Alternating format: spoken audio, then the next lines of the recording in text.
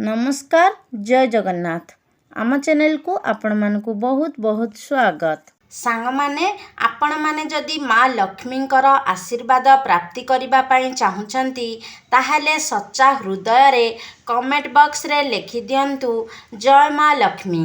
पवित्र अक्षय तृतीया उपलक्षे आपण मानंकु हार्दिक शुभेच्छा एवं शुभकामना। अक्षय तृतीयार पवित्र दिन रे निजर गलारे पिंधि नियंतु एही गछर चेरकु आपणकर भाग्य चमकी उठिब। आपणकर समस्त मनस्कामना पूर्ण होइजिब। आपणकर आर्थिक समस्या मध्य दूर होइजिब। माँ लक्ष्मींकर आशीर्वादरु जेउ भी व्यक्ति अक्षय तृतीया दिन पर्वरे एही गछर चेरकु धारण करिथाए सेही व्यक्तिंकु बिना पूजा पाठरे ही समस्त फल प्राप्त होइथाए एवं तार घरे धन जनित समस्या केबे भी देखा देई नथाए। माता लक्ष्मींकर अति प्रिय होइथाए एही गछर चेर। जेउ भी व्यक्ति एही पावन पर्वरे एही गछर चेरकु धारण करिब सेही व्यक्तिंकु राजा बनिबारे दुनियार कौनसी भी व्यक्ति रोकी पारिब नाही। सांग माने हिंदू संस्कृति रे केते प्रकारर पौराणिक मान्यता को महत्व दिया जाई अछि।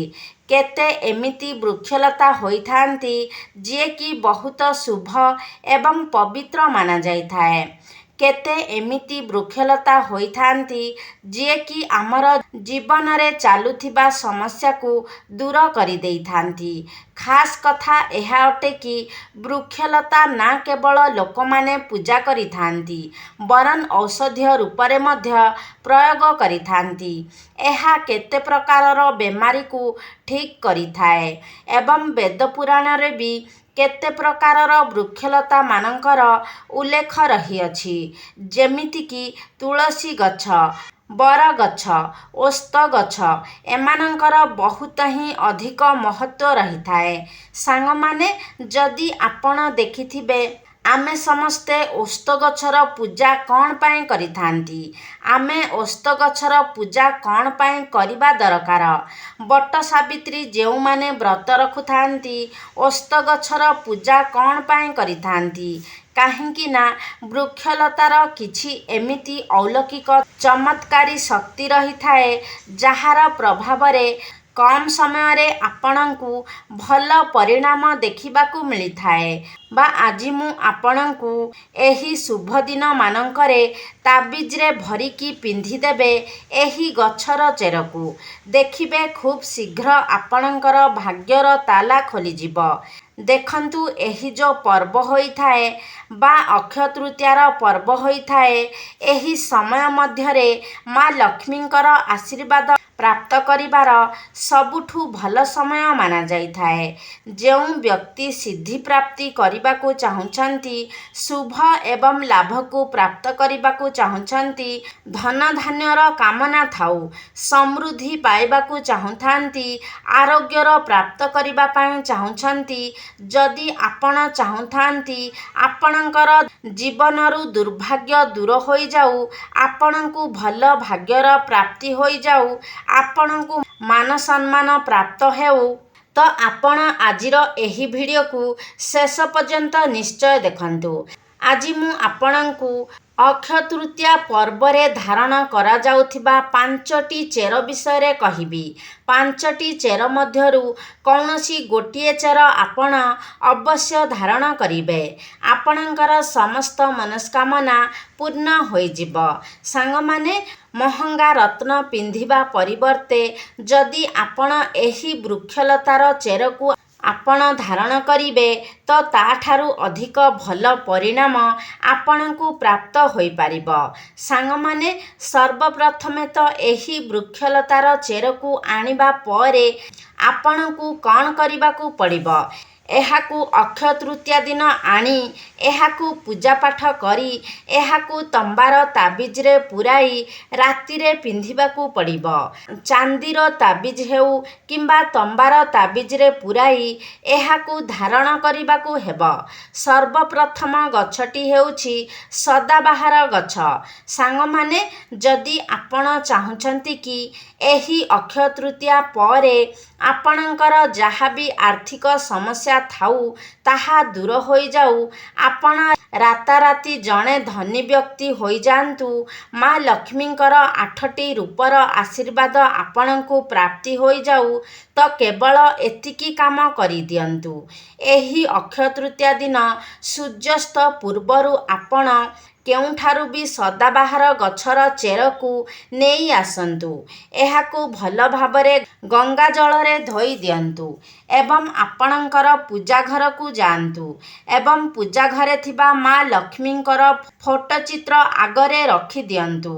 ସର୍ବପ୍ରଥମେ ଆପଣ ମା ଲକ୍ଷ୍ମୀଙ୍କର ଫଟୋ ଚିତ୍ର ଆଗରେ ଗୋଟେ ଘିଅର ଦୀପ ଜଳାଇ ଦିଅନ୍ତୁ ଏବଂ ଗୋଟେ ତମ୍ବାର ତାବିଜ ନେଇ ଯାଆନ୍ତୁ ଏବଂ ତମ୍ବାର ତାବିଜ ଏବଂ ସଦାବାହାର ଚେରକୁ ହାତରେ ଧରି ମା ଲକ୍ଷ୍ମୀଙ୍କର ବୀଜମନ୍ତ୍ରର ଜପ 11 ଥର ଅବଶ୍ୟ କରନ୍ତୁ।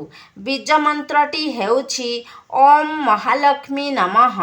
ଏହାପରେ ଆପଣ ସେହି ତମ୍ବାର ତାବିଜରେ ଏହି ସଦାବାହାର ଗଛର ଚେରକୁ ପୂରାଇ ଦିଅନ୍ତୁ ଏବଂ ଏହାକୁ ନିଜର ଗଳାରେ ଧାରଣ କରନ୍ତୁ। ଯଦି ଆପଣ ଅକ୍ଷୟ ତୃତୀୟା ଦିନ ଏହି ପ୍ରକାରରେ ସଦାବାହାର ଗଛର ଚେରକୁ ଧାରଣ କରନ୍ତି, ତ ଆପଣଙ୍କୁ ଜୀବନରେ ଥିବା ସମସ୍ତ ଆର୍ଥିକ କଷ୍ଟରୁ ମୁକ୍ତି ମିଳିଯିବ। ଆପଣଙ୍କୁ ମା ଲକ୍ଷ୍ମୀଙ୍କର ଆଶୀର୍ବାଦ ନିଶ୍ଚୟ ପ୍ରାପ୍ତ ହେବ ଏବଂ ଆପଣଙ୍କୁ ଆକସ୍ମିକ ଧନପ୍ରାପ୍ତି ହେବ ଏବଂ ମା ଲକ୍ଷ୍ମୀଙ୍କର 8ଟି ରୂପର ଆଶୀର୍ବାଦ ଆପଣଙ୍କୁ ପ୍ରାପ୍ତି ହେବ। ସାଙ୍ଗମାନେ, ଯଦି ଆପଣଙ୍କର ଲମ୍ବା ସମୟ ଧରି ବ୍ୟାପାରରେ କୌଣସି ବି ଉନ୍ନତି ହେଉନାହିଁ, ବ୍ୟାପାରରେ ସର୍ବଦା ଲସ୍ ହେଉଥାଏ କିମ୍ବା ଆପଣଙ୍କର ଜୀବନରେ ଧନ ଆସିବା ବନ୍ଦ ହୋଇଯାଇଛି କିମ୍ବା ଆପଣ ଜୀବନରେ ଯାହା ବି ନିର୍ଣ୍ଣୟ ନେଉଛନ୍ତି ସେଥିରେ ଆପଣ ସଫଳ ହୋଇପାରୁନାହାନ୍ତି, ତ ବୁଝିଯାଆନ୍ତୁ କି ଆପଣ ଜଣା ଅଜାଣତରେ କିଛି ଏମିତି ଭୁଲ କରିଦେଇଛନ୍ତି ଯାହାଦ୍ୱାରା କି ମା ଲକ୍ଷ୍ମୀ ଆପଣଙ୍କ ଉପରେ ରୁଷ୍ଟ ଅଛନ୍ତି। ଏବଂ ଯଦି ଆପଣ ଚାହୁଁଛନ୍ତି ମା ଲକ୍ଷ୍ମୀ ଆପଣଙ୍କୁ ଆଶୀର୍ବାଦ ପ୍ରଦାନ କରନ୍ତୁ ଏବଂ ଆପଣଙ୍କର ଜୀବନର ସମସ୍ତ ଦୁଃଖ କଷ୍ଟ ଦୂର ହୋଇଯାଉ, ଖାସ୍ କରି ଧନଜନିତ ସମସ୍ୟା ଦୂର ହୋଇଯାଉ, ଆପଣଙ୍କର ବ୍ୟାପାରରେ ଜୋରସୋରରେ ଉନ୍ନତି ହେଉ, ତ ଅକ୍ଷୟ ତୃତୀୟା ଦିନ ସୂର୍ଯ୍ୟାସ୍ତ ହେବା ପୂର୍ବରୁ କେଉଁଠାରୁ ବି ଆପଣଙ୍କୁ ଅରଖ ଗଛର ଚେରକୁ ନେଇକି ଆସିବାର ଅଛି। ଏହା ଏକ ଏମିତି ଗଛ ହୋଇଥାଏ, ଏଥିରେ ମା ଲକ୍ଷ୍ମୀଙ୍କର ଦିବ୍ୟ ଶକ୍ତିମାନଙ୍କର ବାସ ହୋଇଥାଏ। ଧଳା ଅରଖ ଗଛର ଚେରକୁ ଆଣି ଆପଣ ସର୍ବପ୍ରଥମେ ଏହାକୁ ଗଙ୍ଗା ଜଳରେ ଭଲ ଭାବରେ ଧୋଇ ଦିଅନ୍ତୁ ଏବଂ ଏହାକୁ ପିତ୍ତଳର ତାବିଜରେ ପୂରାଇ ନିଜର ଗଳାରେ ଧାରଣ କରିଦିଅନ୍ତୁ। କେବଳ ଏତିକି ଉପାୟ ଯଦି ଆପଣ ଏହି ଅକ୍ଷୟ ତୃତୀୟା ଦିନ କରିଦେବେ, ତ ବିଶ୍ୱାସ କରନ୍ତୁ ଆପଣଙ୍କୁ ମା ଲକ୍ଷ୍ମୀଙ୍କର ଆଶୀର୍ବାଦ ନିଶ୍ଚୟ ପ୍ରାପ୍ତ ହେବ। ଆପଣ ଧନ ସମ୍ବନ୍ଧିତ ଯାହା ବି ନିର୍ଣ୍ଣୟ ନେବେ ସେଥିରେ ଆପଣଙ୍କୁ ନିଶ୍ଚିତ ସଫଳତା ପ୍ରଦାନ ହେବ। ଆପଣଙ୍କର ବନ୍ଦ ପଡ଼ିଥିବା ବ୍ୟାପାର ପୁଣି ଥରେ ଚାଲିବାକୁ ଲାଗିବ ଏବଂ ବ୍ୟାପାରରେ ଖୁବ୍ ଜୋରସୋରରେ ଉନ୍ନତି ଦେଖିବାକୁ ମିଳିବ ଏବଂ ମା ଲକ୍ଷ୍ମୀଙ୍କର ଆଶୀର୍ବାଦରୁ ଆପଣଙ୍କୁ ଆକସ୍ମିକ ଧନପ୍ରାପ୍ତି ହେବ। ସାଙ୍ଗମାନେ, ଆମର ବେଦ ପୁରାଣରେ କୁହାଯାଇଛି କି ଯଦି ଆପଣ ଅକ୍ଷୟ ତୃତୀୟା ଦିନ ଅପମାର୍ଗ ଗଛର ଚେରକୁ ଧାରଣ କରନ୍ତି, ତ ଆପଣଙ୍କୁ ସାକ୍ଷାତ୍ ମା ଲକ୍ଷ୍ମୀଙ୍କର ଆଶୀର୍ବାଦ ପ୍ରାପ୍ତି ହୋଇଥାଏ ଏବଂ ଆପଣଙ୍କର ଭାଗ୍ୟ ଚମକିଥାଏ। ଅପମାର୍ଗ ଗଛ, ଏହାକୁ କେତେ ଜାଗାରେ ଗୁଗୁଚିଆ ନାମରେ ମଧ୍ୟ ଜଣାଯାଏ। ଏହାକୁ ଅପମାର୍ଗ କ'ଣ ପାଇଁ କୁହାଯାଏ? ଏହାର ଯେଉଁ ମଞ୍ଜି ଥାଏ ତାହା ଓଲଟା ରହିଥାଏ, ଏଥିପାଇଁ ଏହାକୁ ଅପମାର୍ଗ କହିଥାନ୍ତି। ଅର୍ଥାତ୍ ଏହା ଦୁନିଆରୁ ଓଲଟା ଚାଲିଥାଏ। ଅପମାର୍ଗର ସନ୍ଥ ମହାତ୍ମା ଲୋକ ସବୁଠୁ ଅଧିକ ପ୍ରୟୋଗ କରିଥାନ୍ତି। ଅପମାର୍ଗ ଯେଉଁ ହୋଇଥାଏ, ଏହାର ମଞ୍ଜିର କ୍ଷୀରି ବନାଇକି ଖାଇବା ଦ୍ୱାରା ମାସେ ପର୍ଯ୍ୟନ୍ତ ଭୋକ ଲାଗିନଥାଏ। ସେଥିପାଇଁ ଏହାକୁ ସନ୍ଥ ମହାତ୍ମାମାନେ ଏହାର ମଞ୍ଜିର କ୍ଷୀରି ବନାଇକି ଖାଇଥାନ୍ତି ଏବଂ ଅଧିକ ସମୟ ପର୍ଯ୍ୟନ୍ତ ସାଧନା କରିଥାନ୍ତି। ତ ଏହାକୁ କେବେ ପିନ୍ଧିବା ଦରକାର, କେମିତି ଧାରଣ କରିବା ଦରକାର, କେଉଁ ବି ପର୍ବଦିନ ସୂର୍ଯ୍ୟାସ୍ତ ପୂର୍ବରୁ ଆପଣ କେଉଁଠାରୁ ବି ଅପମାର୍ଗ ଗଛର ଚେରକୁ ନେଇ ଆସନ୍ତୁ ଏବଂ ଏହାକୁ ଗଙ୍ଗା ଜଳରେ ଧୋଇକି ଗୋଟେ ତମ୍ବାର ତାବିଜରେ ପୂରାଇ ନିଜର ଗଳାରେ ଧାରଣ କରନ୍ତୁ। ଏହାକୁ ଧାରଣ କରିବା ପରେ ଆପଣଙ୍କୁ ସାକ୍ଷାତ୍ ମା ଲକ୍ଷ୍ମୀଙ୍କର ଆଶୀର୍ବାଦ ପ୍ରାପ୍ତି ହୋଇଥାଏ। ଏହା ଶତ୍ରୁମାନଙ୍କର ନାଶ କରିଥାଏ। ଏକ ଖାସ୍ କଥା, ଯେଉଁ ଲୋକ ବଶୀକରଣ ପ୍ରାପ୍ତ କରିବା ପାଇଁ ଚାହୁଁଛନ୍ତି, ଏ ସମସ୍ତ ଲୋକ ତାକୁ ଦେଖିକି ସମ୍ମୋହିତ ହୋଇଯାଆନ୍ତୁ, କେବଳ ତାଙ୍କର ହିଁ କଥା ମାନନ୍ତୁ। ତ ଏମିତି ବ୍ୟକ୍ତି ଅପମାର୍ଗର ଚେର ନିଶ୍ଚୟ ଧାରଣ କରନ୍ତୁ। ଏହାର ଚେରକୁ ଧାରଣ କରିବା ପରେ ଆଧ୍ୟାତ୍ମିକ ଉନ୍ନତି ହୋଇଥାଏ, ଭାଗ୍ୟର ତାଲା ଖୋଲି ଯାଇଥାଏ। ଆପଣ ଯେଉଁଠାକୁ ବି ଯାଆନ୍ତୁ, ଲୋକମାନେ ଆପଣଙ୍କୁ ଦେଖିକି ଆକର୍ଷିତ ହେବେ, ଆପଣଙ୍କର ବଶୀଭୂତ ହୋଇଯିବେ। ତ ଏହାକୁ ଅବଶ୍ୟ ଧାରଣ କରନ୍ତୁ। ଏହାକୁ ପିନ୍ଧିବା ପରେ ଯେଉଁ ନବଗ୍ରହଙ୍କର ପୀଡ଼ା ଥାଏ, ତାହା ତତ୍କାଳ ହିଁ ଦୂର ହୋଇଥାଏ। ଯେମିତିକି ଶନି ପୀଡ଼ା, ରାହୁକେତୁ ଦଶା। ଏହାପରେ ଅପରାଜିତା ଗଛର ଚେର। ଅପରାଜିତା ଚେର କ'ଣ ପାଇଁ ଧାରଣ କରିବା ଦରକାର? ଯେଉଁ ଅପରାଜିତା ଗଛ ହୋଇଥାଏ, ଏହାର ଫୁଲ ମା ଲକ୍ଷ୍ମୀଙ୍କର ଅତ୍ୟନ୍ତ ପ୍ରିୟ ହୋଇଥାଏ। ଅପରାଜିତା ଫୁଲ ମା ଲକ୍ଷ୍ମୀଙ୍କୁ ବହୁତ ପସନ୍ଦ ଅଟେ ଏବଂ ଅଧିକତର ମା ଲକ୍ଷ୍ମୀଙ୍କ ପୂଜାରେ ମା ଲକ୍ଷ୍ମୀଙ୍କୁ ପ୍ରସନ୍ନ କରିବାକୁ ଚାହୁଁଛନ୍ତି, ତ ଅପରାଜିତା ଗଛର ଚେରକୁ ଧାରଣ କରନ୍ତୁ। ଏହାକୁ ଚାନ୍ଦିର ତାବିଜରେ ପୂରାଇ ଧାରଣ କରିପାରିବେ। ଦେଖିବେ ଆପଣଙ୍କୁ ମା ଲକ୍ଷ୍ମୀଙ୍କର କୃପା ପ୍ରାପ୍ତି ହେବ, ଭାଗ୍ୟର କବାଟ ଖୋଲି ଯାଇଥାଏ। ଚାକିରି ଦରକାର ଯଦି ଆପଣଙ୍କୁ ଚାକିରି ପ୍ରାପ୍ତ ହୋଇଥାଏ, ଆପଣଙ୍କର ଆଧ୍ୟାତ୍ମିକ ଉନ୍ନତି ହୋଇଥାଏ। ଶେଷରେ ହେଉଛି ଚମେଲି ଗଛର ଚେର। ଆପଣ ଏହି ଅକ୍ଷୟ ତୃତୀୟା ପର୍ବଦିନ ଚମେଲିର ଚେର ନେଇକି ଆସନ୍ତୁ। ଚମେଲି ଗଛର ଚେରର ଫାଇଦା ବହୁତ ହୋଇଥାଏ। ଚମେଲିର ଚେରରେ ଦୈବୀ ଶକ୍ତିମାନଙ୍କର ବାସ ହୋଇଥାଏ।